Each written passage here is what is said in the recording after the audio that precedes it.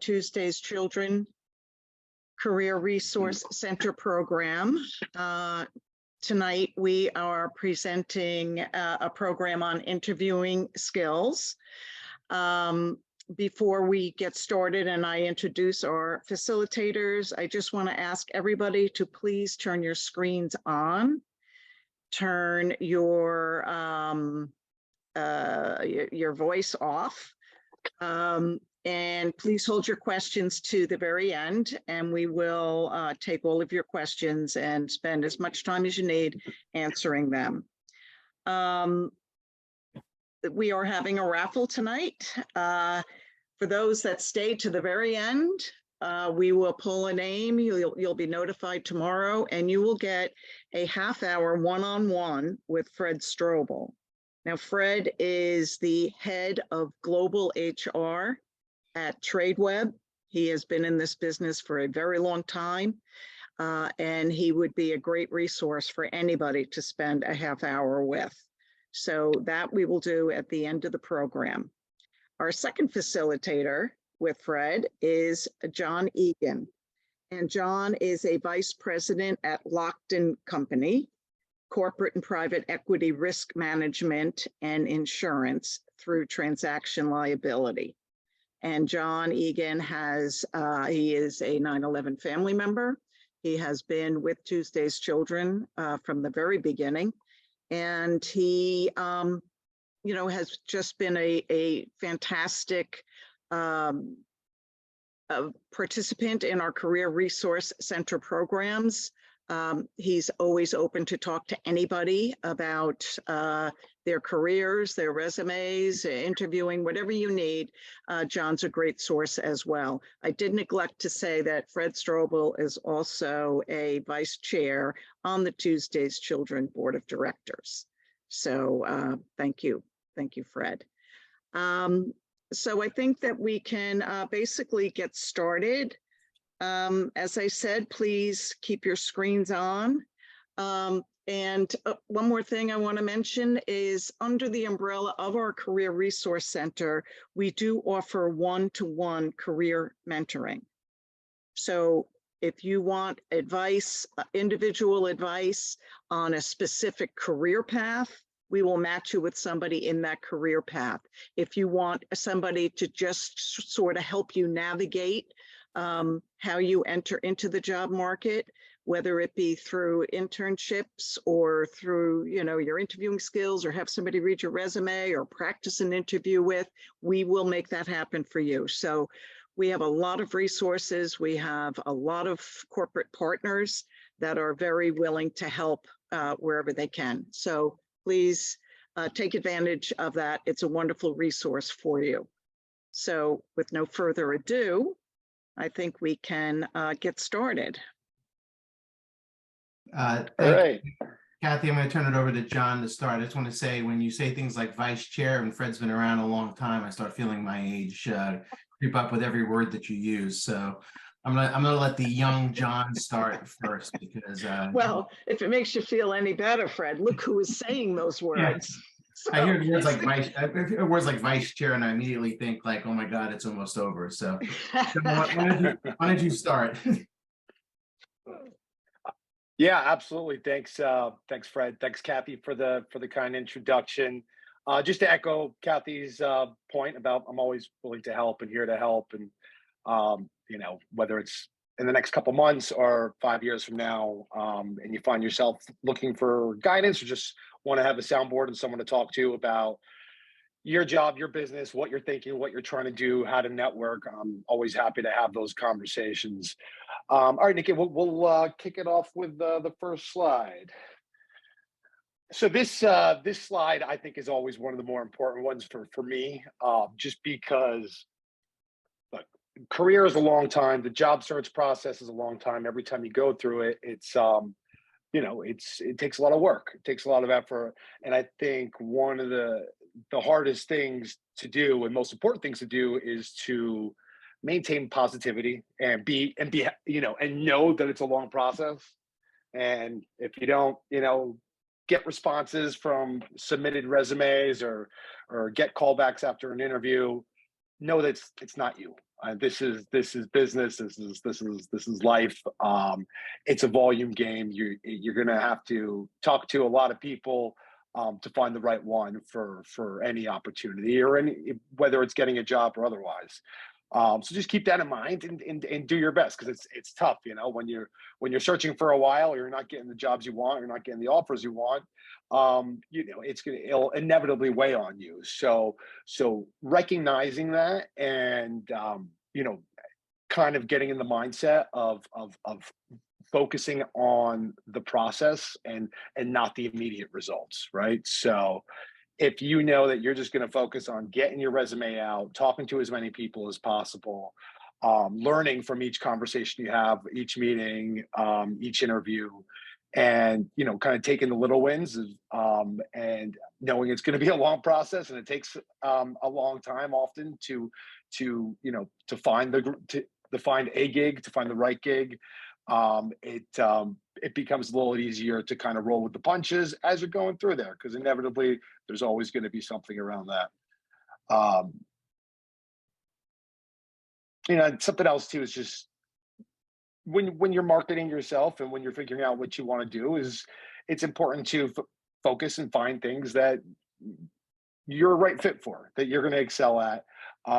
Understanding that right when you're out of college, you don't necessarily have experience, or if you're in college, or even if you're a few years out of college, for what maybe you're interviewing for, doesn't mean you shouldn't apply for these types of jobs, but just be cognizant of marketing yourself effectively and getting yourself you know, in a role that makes sense, because that's where you're going to be happiest, you know, and that's where you're going to succeed the most. We can go to the next slide. Tap into your many networks. LinkedIn's a great tool for that. You know, whether it's your college alumni or, you know, sports, networking groups, just LinkedIn groups that maybe, you know, discussing an industry or a topic that you're passionate about. It's a great way to get information, to get your name out there, and to, you know, and to meet new people, because that's really what you're trying to do, is talk to as many people as possible, and you know, figure out where you're going to go, because the more companies you talk to, the more different types of kind of roles that you look at, you start to figure out, well, what's exciting and maybe what isn't so exciting.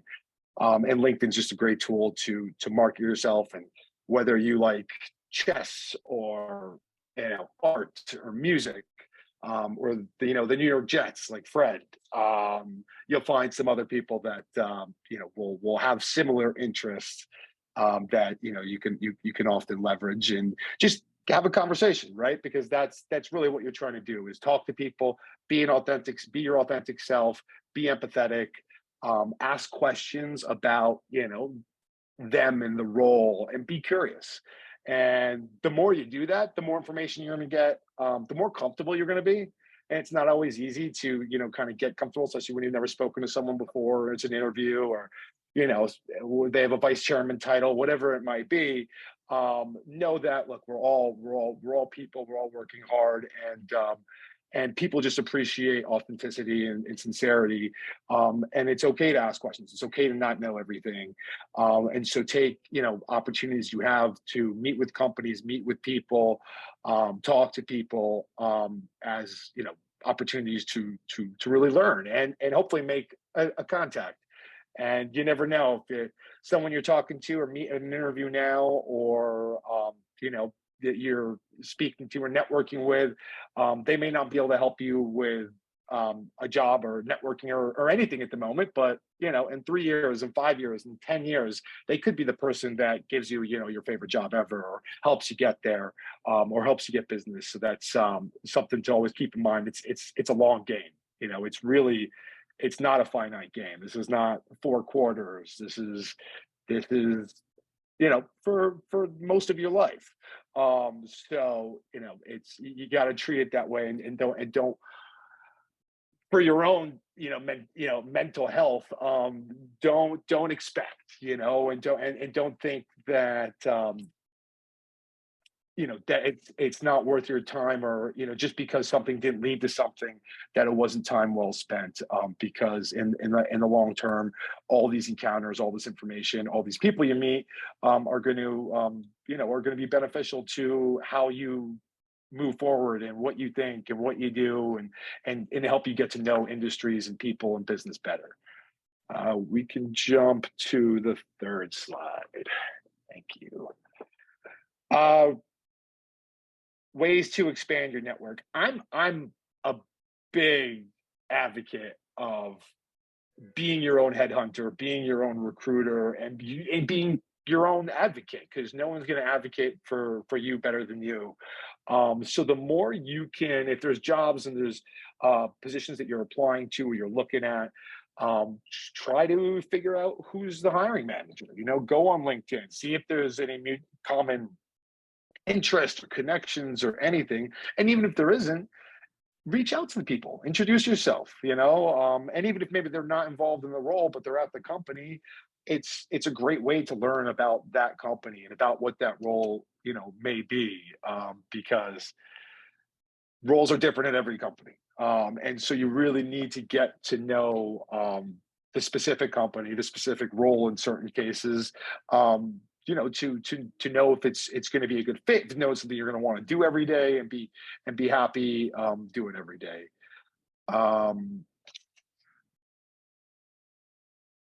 Attending networking events with the goal of meeting new people. Like I said, meeting as many people as you can. And these days, it's a lot easier because there's a ton of these kind of virtual events. Not nearly as good as in person. It's always, I think, better to spend time, look someone in the eye, shake their hand, and you just get to know them, right? Because if you don't have the same social dynamic to really get to know people in a virtual setting. But it is a good way to say, hey, okay, well, there were these 20 people on this webinar or 200 people on this webinar. Let me look up their names. Let me reach out to them on LinkedIn, introduce myself, and then, hopefully find a time to have a conversation with them one-on-one at a later point in time. And that's really, it's, again, I can't emphasize enough, trying to meet as many people in different businesses and different roles, and how things, and learn how things are done differently in different places is going to be so beneficial to you understanding where you want to be, and figuring out what's really going to be something you're passionate about and make you happy. Next slide, please. Ways to market yourself professionally. I'm an ex-headhunter, and so I think that maybe I've got a philosophy on being a chameleon and marketing yourself that's a little unique, because I do genuinely think that there's so many different ways to market a person. And obviously, if you're, be a chameleon, market yourself differently depending on every opportunity, because different companies use different language, different jargon, different vernacular, right? So when you're able to kind of use the target company's language, I just think it really makes a big difference in traction and just connecting with them and making the points that you want to make. Obviously there's software and all this stuff now that also makes that important, but it's also about understanding what their culture is, and how people talk about things differently, because some people call it sales, some people call it business development, there's a lot of client development, there's a lot of different ways to say a lot of different roles and a lot of different things in business, and then so try to understand what those different maybe words are, but also what they mean to that company. What does that mean to that person? And then always, I think one of the best ways to demonstrate your intelligence and who you are is trying to, again, be sincere. You get whatever it takes. If it's getting, doing a run in the morning or doing yoga or whatever it is, to kind of try and get yourself as cool and calm and collected as possible, is going to help you, kind of level out and connect with people. not saying it's easy. Sometimes it's really, really hard, especially certain interview processes, and certain interviewers are harder than others. And so it's not always necessarily the easiest thing in the world to be perfectly cool, calm, and collected. But the more you can kind of think about, the importance of that, and keeping yourself in a positive mind frame, and just being sincere with people is the best way to really, connect with people, which is how you're going to get information, which is how you're going to learn, which is how you're going to figure out how you can tell them why you're a good fit. Just try to keep it cool. Fred, are you jumping on this next one? Yeah. Hi, everybody. I know Kathy mentioned a little bit about me in the beginning. I've been in HR for a really long time. And I think that one of the reasons I initially got involved in Tuesday's Children was to help out with the Career Resource Center. It was the thing that I was initially attracted to and asked to help out with the organization to do.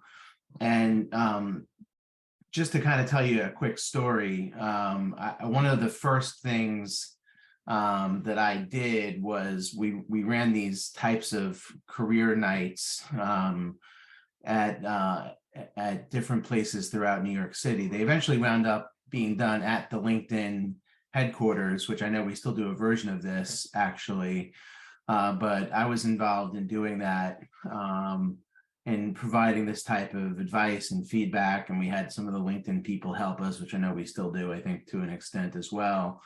And it was at one of those events that I actually met John Egan. And I think I initially met him as somebody like one of you on the Zoom call tonight.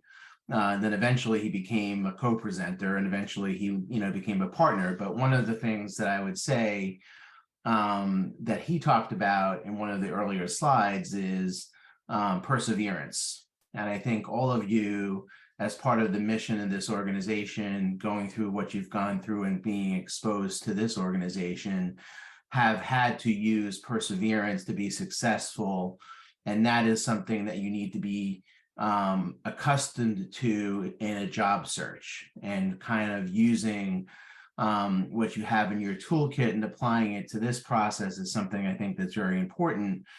And what I would say, just in terms of like John's presence in this process, is he's incredibly resilient and has always, come through and went from being somebody who's been a part of Tuesday's Children's process to being now part of somebody who gives back, which I think is really what you kind of look to in terms of like how people wind up transitioning themselves throughout, how you can kind of see your own self going through a job search and like what this could really mean for you, right? So, this next slide kind of starts talking a little bit about an interview process, which I'll walk you through some of the things that I think I'm incredibly opinionated about, given what I do for a living. So I'll just tell you that, like, I come from, a way of thinking that's probably, 25, 30 years old at this point in terms of like the way I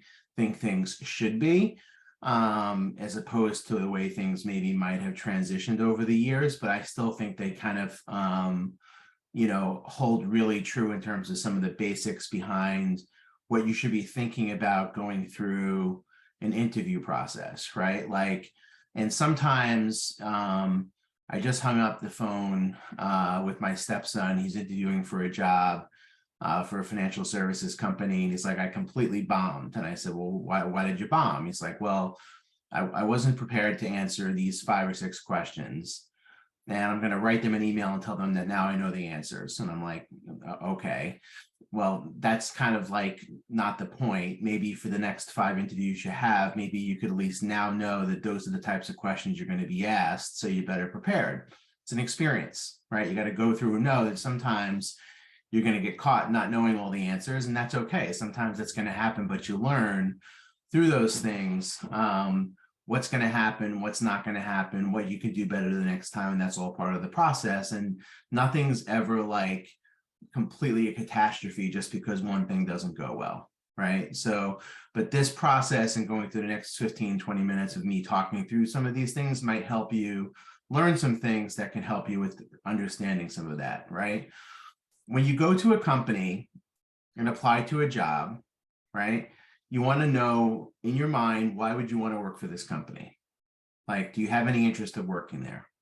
What do you know about the organization? Why would you like this job? What makes sense for you in terms of why this is a place that you'd want to be? Okay.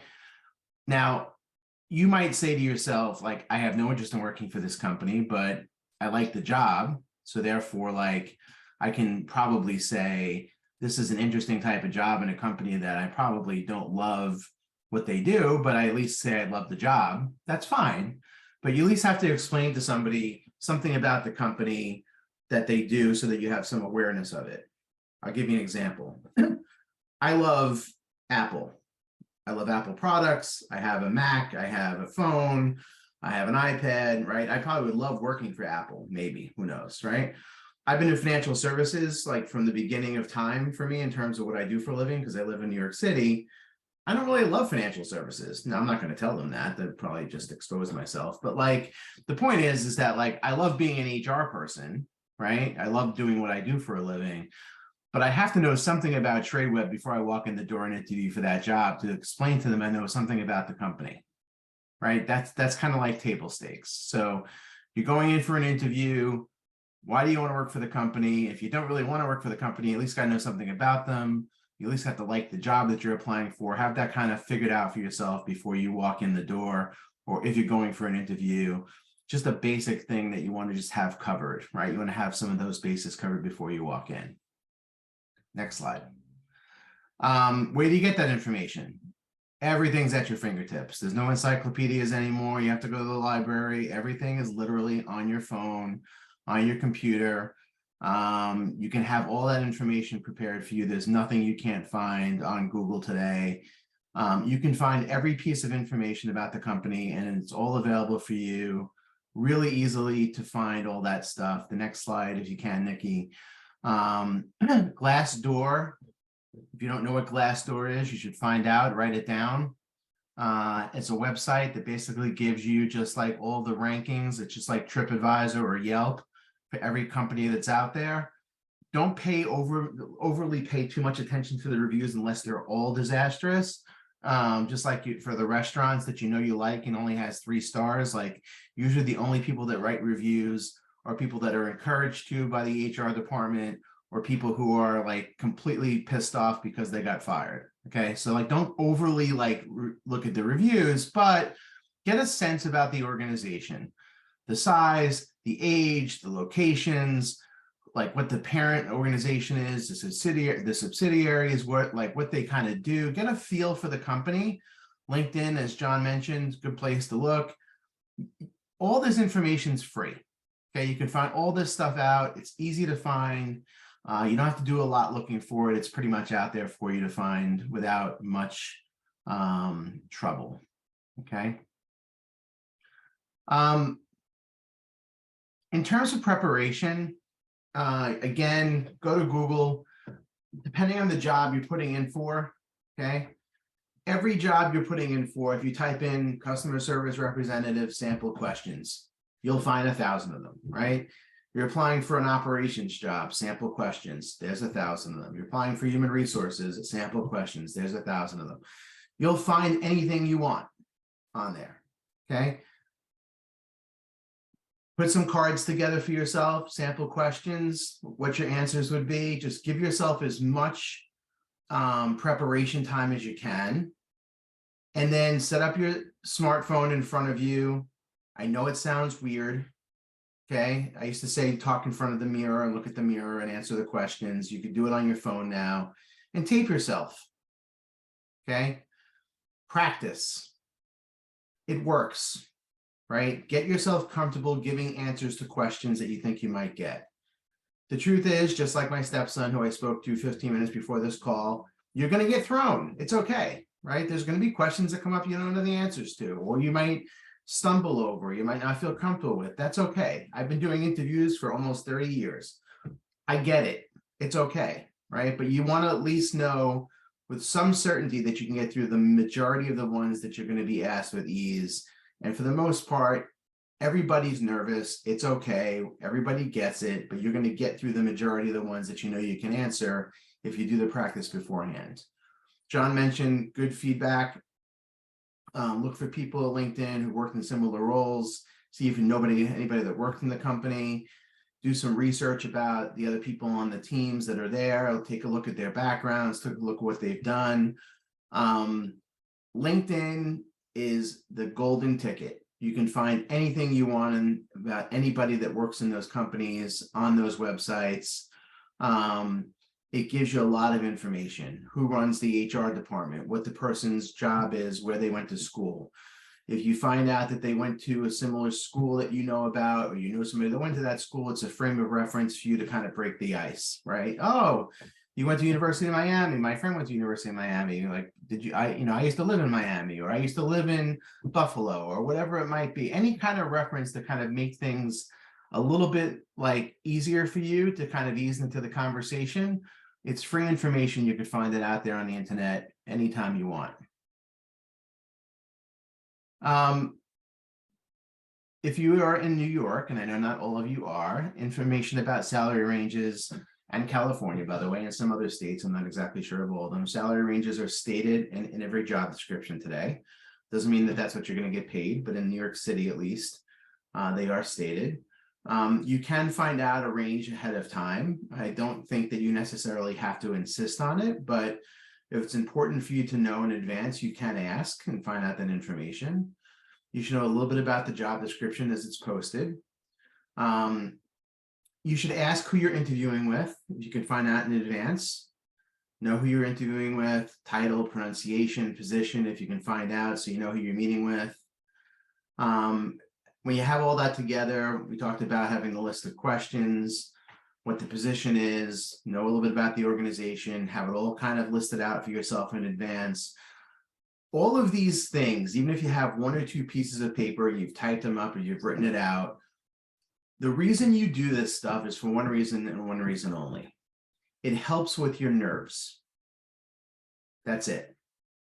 It sounds a little like school bookish, like a little bit like too much, maybe a little too like advanced.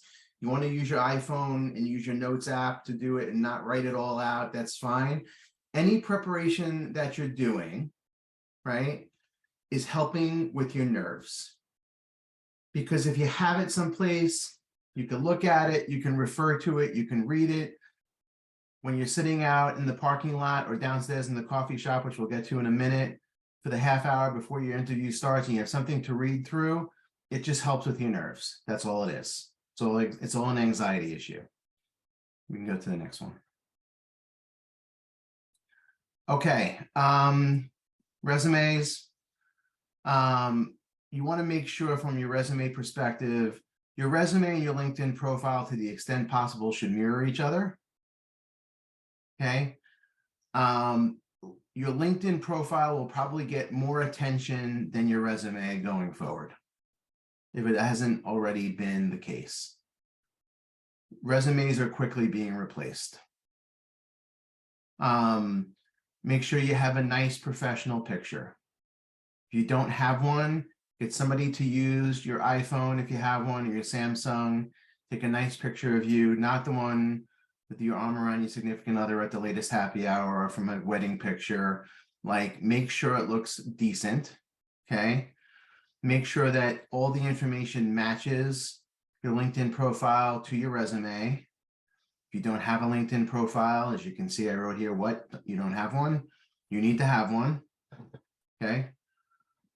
It is what everybody in HR and in the business world is using today. So make sure you have it, okay? There are 1,000, maybe 10,000, maybe 20,000 templates for resumes on Google today. Just find one that fits you and copy it.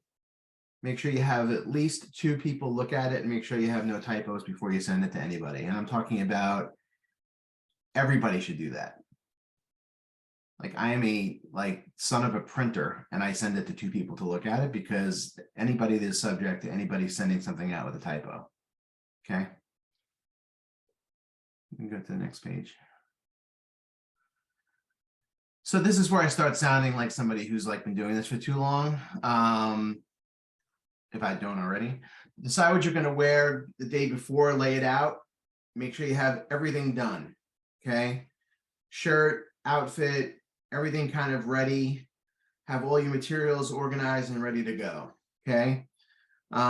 Make sure you have your plan about where you're going already established and set up. Set up the time for you to be there extra early. If you would normally take a train that's going to get you there 15 minutes early, take the train earlier than that. If you usually drive to get there 15 minutes early, try to get there 45 minutes early. Wait in your car. The reason is for the same thing I mentioned before. You want to manage your own anxiety. You never want to be late. That's it. If you're late, you're nervous already. It adds to your anxiety 15 times more if you're late. And at least for me, if you're late, it's over. Right? Now, maybe some people are better than that. I'm not. So I don't think you want to take the risk. Right? To me, this is the ultimate showcase. You're on an interview for a job. You're basically trying to show that you're the person for a job. You're taking it seriously. If you're late, I really don't have much time for you, right? You don't want to take that, risk from that standpoint. As far as I'm concerned, in terms of dress, okay, I know COVID, things have gone a little askew in terms of people on screens. I don't use it as an excuse. I think you have to dress as if you're interviewing for a job, match the culture that you're interviewing for, and then dress one step better. To me, you're putting on a show, and that's all an interview is a show. If you want to get the job, dress better than you're expected to. That's just my opinion. Right? So my feeling is that when you find in today's world where people have started, skirting the important things when it comes to that type of stuff, you never want to leave an impression less than you have to if you don't have to. So why would you take the risk? Right? So I'm going to use my stepson again because he's going through this process. He interviewed for a job a few weeks ago. I told him, wear the suit, comb your hair, make sure you wear a tie, make sure the tie is buttoned to the top. We had a little prep conversation half hour before. The tie was down here. I go, well, what's the matter? You couldn't take the tie and do this? Like, I don't understand. Like, what's wrong with you? He took the tie, he moved it up. That was the end of that. And the guy that interviewed him said, thank God somebody knows how to dress for an interview, right? That's the kind of thing that you don't know what you're going to get on the other side. Now, he's interviewing for a job in finance. Obviously, that might make a difference in terms of where he's applying. It might not be for every place in the world, but you got to know where you're applying to. Just make sure you don't leave any doubt in the interviewer's mind that you took the responsibility seriously of what you're interviewing for. If you're early and you're sitting there and you don't know what to do, go find a coffee shop, go to a local restaurant, sit in your car if you're driving. It's fine. Practice breathing. Take the time to sit there and do nothing if you have to. Okay, you can go to the next slide. Oh, look at that. Don't forget to breathe. Preparation is key. Small things matter. Don't forget to breathe. Hey, Fred, I'll piggyback on but some of those points. I think one of the most important things when you're trying to get a job or trying to develop a relationship with anyone, again, is sincerity, right? And so if you're saying you really want this job or you really want to speak to someone, it means that you're going to be prepared, right? Because you can't really mean that you want the job. You can't say that, honestly, if you haven't done the research and you know what that job is and you haven't asked the right questions. So you start to think about it that way. It's all this prep and everything comes down to you, again, being able to do the prep, do the research, your nerves, are calmed. And you're able to be sincere. Otherwise, you're kind of just going from meeting to meeting, BSing, just pretty much saying you're looking for a paycheck. And what people want is they want someone that wants to work there and that wants to work with them. And that's someone that they can work the late out. That if they have to work late hours, they have to come in early. I'm gonna want to be next to this person. I'm gonna want to be with this person, and I'm gonna want to work with this person. And for you to be able to show them that is by being your best self and knowing everything you should know about the role, and coming in with the good questions, to show that you really are curious and you care, like what is this job, like what does it mean, like so you could then tell them again why you'd be a great fit there. Yeah, it's a great point. I think that part of the nuance of this is that people expect you to be on your best behavior during these things because there's a little bit of a show aspect to it. But at the same time, you also want to try to find a way for your own true self to shine through at the same time, which is a hard balance, right? I mean, I have a slide up here now on the virtual interview, and this is, by the way, a lot of first round interviews are Zooms now, like because a lot of people are using them as the first way to talk to people. When I first got on the call with Kathy and Nikki before I was on mute and talking, and they're like looking at me like, did you figure out you're on mute? We can't hear you. So, I mean, all of the normal things in the last 3 years that are still happening are still happening. So don't be like overly apologetic about technical snafus. I think the running, 3 minutes behind because your technology didn't work is probably the one exception to the late rule, because I think that's something that's obviously happening to everybody. Wi-Fi's out, something happened, couldn't get the link to work. All that stuff is definitely happening. But, I do think there's a lot to be said for making sure that you're trying to take the virtual interview seriously. But like at the same time, life happens, like there's no doubt your dog's going to bark exactly in the middle of your interview. It's going to happen every single time. I've heard every dog barking during every interview that I've been on that could possibly be barking. It's okay. I don't care.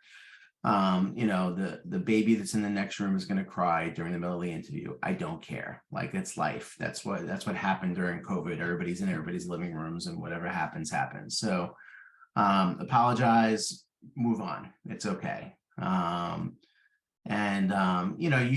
You do think, I do think there's one thing that's an aspect of this. I think that you do have to probably add to this whole thing, confirming what the remote schedule is or virtual schedule is, if you're interested in finding out about that as part of this process. Just something that you should be focused on in terms of asking those questions through the interview process. So you want to know how often you're going to be in the office. Yeah, this is old school Fred coming through here. Clean pressed business suit or dress. Look at that. As you may notice, happy International Women's Day. I am wearing my purple sweater, which I wear once a year on March 8th to celebrate International Women's Day. But I think for the most part, if you're in the business environment, try to dress appropriately. I think I took these slides out of some 1993 manual for dressing for an interview, but I would still say, based off of what you're interviewing for, you can ask in advance what the appropriate dress code is for interviews if you feel it's appropriate. I know this has kind of changed over time, but make sure that, I would say, dress one step better than what most people are wearing in the place that you're interviewing is probably the best way to go for me, because you can't overdo it. You can always underdo it, is my opinion. Next page. You do have to bring your resume, bring a few extras in case you meet with more than one person that doesn't have a copy. I think you need to have, we have a few slides on this, but you have to make sure that you have identified for yourself a few of your key strengths and selling points, which I think John touched about a little bit earlier, like making sure you know how to best sell yourself. What are the things that you are really, really good at, right? Making sure that you have a focus on what exactly it is that are the best selling points about you. And then some questions about like what it is that you want to know from the interviewer about the job, the company, the way that you would be fitting in, who you'd be working with or working for. I usually suggest like a neat looking portfolio, like one of those black thing. I don't know if I have one here, like one of those black portfolios that has like, one of those line pads in it or something like that, so that you can write down notes and write down anything that you want to know from the interview. That's usually a good place to stash your resume too. I think that's probably the best thing in terms of bringing in to the interview from my standpoint. I would say most first round interviews don't take much longer than a half hour, if they take that long these days. Usually they're asking for an overview of your background. They're asking you some basic questions about your experience, what you've done, an overview of the company, an overview of the role, overview of some of the things you've been doing and what you would be doing, and then the ending. So that's not that much to in terms of understanding. I think most of you at this point may have been through at least an introductory interview before, so I don't think we have to spend a lot of time on this. I think, again, old school Fred, a little bit, shaking hands, eye contact, very important. Making sure you make a connection with the person you're talking to, using the interviewer's name, making sure they have a copy of your resume, smiling, positive attitude, enthusiasm. I think having that positive energy from yourself to the person, even on Zoom, when you're not meeting the person in person, is a positive way of coming across, right? So just make sure that like you're projecting yourself to be somebody that wants to be working with you. You want them to hire you, right? In this next slide, we're talking about some rules of three. Like, you want to be positive, you want to be like friendly, you want to be smiling, and then you want to have some reasons as to why they should be hiring you. We talked about the strengths. We'll talk about weaknesses in a second. You want to talk about like the reasons why you want the job. Okay. I want this job because I feel like it's a great match for my career. I'm interested in doing this because of this reason. I feel like this would be a good way to use my prior experience doing this. And then in terms of weaknesses, I don't know if you necessarily, I have 3 here. I think that's a lot because I don't know if I have an easy way of like describing 3 weaknesses in an interview for everyone. You definitely should have a few things that sound like weaknesses that could be easily parlayed into strengths. Like, I try to do too much. I'm so nice to everybody. Everybody loves me. And sometimes that's hard. No, there's things like I think you have to work on in terms of like weaknesses that don't sound like catastrophic. Like, I make mistakes every single time I try to do something. You don't want to say that. But you got to work on finding some things that you can see as developmentals that can be turned into positives that wouldn't necessarily be disastrous for you. Not every interviewer is going to ask you those questions, but this is a method that you may want to just note. This is where somebody might ask you a specific example about something where you took a specific action in a type of situation where there was a task you did, there was an action you took, and there was a result that was taken. You could just write down STAR method if you want. You'll be able to find it on the internet. And there might be some examples that you'll be able to find by Googling it if you want, that will give you some information about how you can come up with some examples for yourself about how this is done.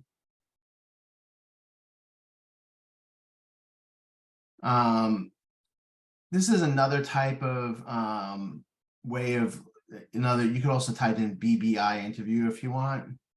It's behavioral interviewing.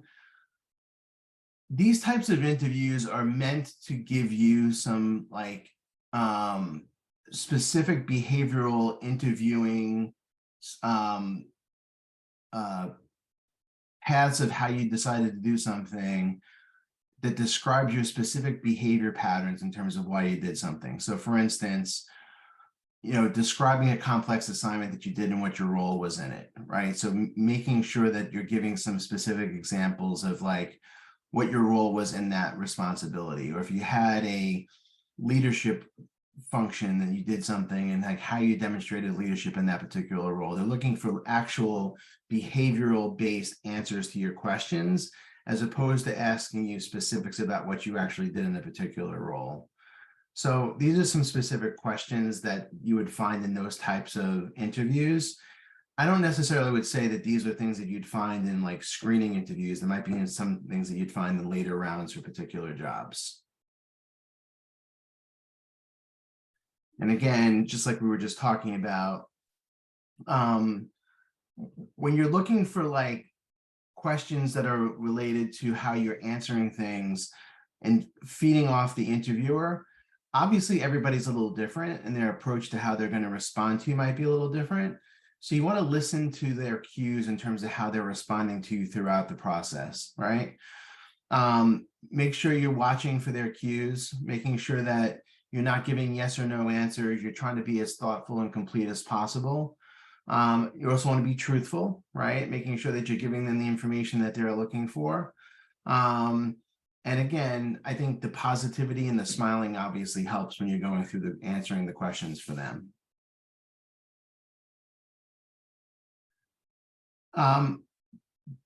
I think everybody has probably seen these questions. And again, like I mentioned, you could probably find a lot of these things online.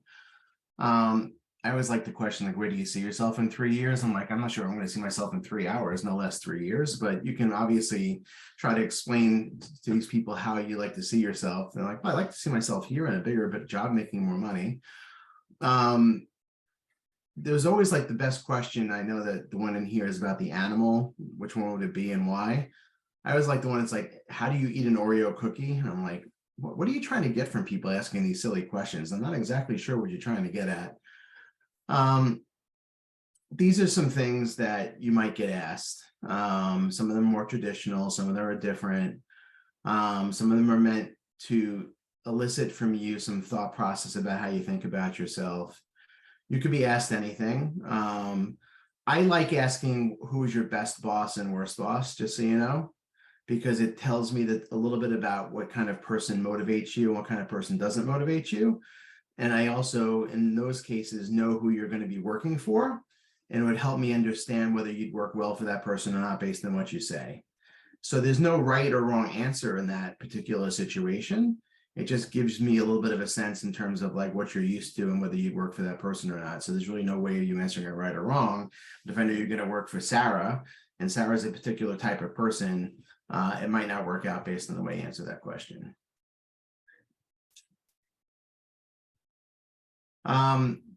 The organizational information stage, where you're trying to find out more about the organization itself. Clarifying questions about the job and organization. You want to know a little bit more about what type of opportunities are available at the company. What aspects of the job would you like to see improved?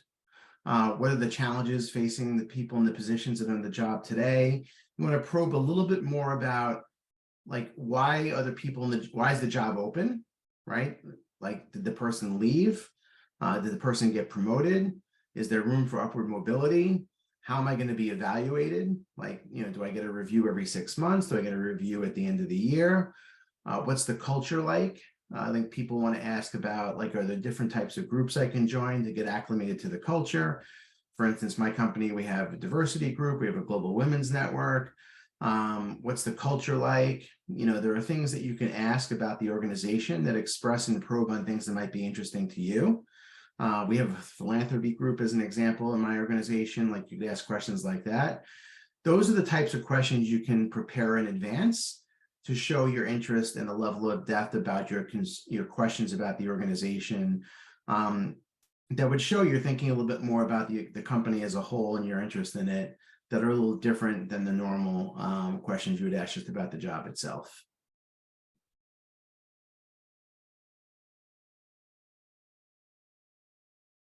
And these are a few more questions similar to that. How do you like working for the company? I always get asked that question.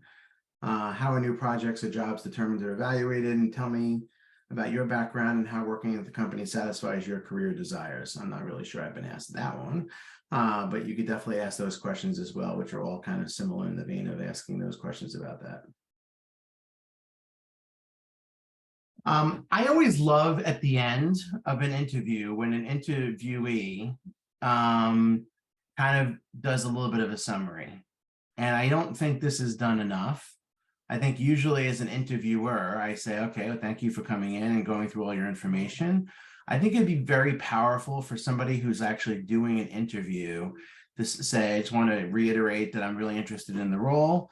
I'm really interested in the position because I think I have great skill sets that fit blah, blah, blah, blah, blah, blah, blah, blah. Thank you for taking the time and looking forward to hearing from you.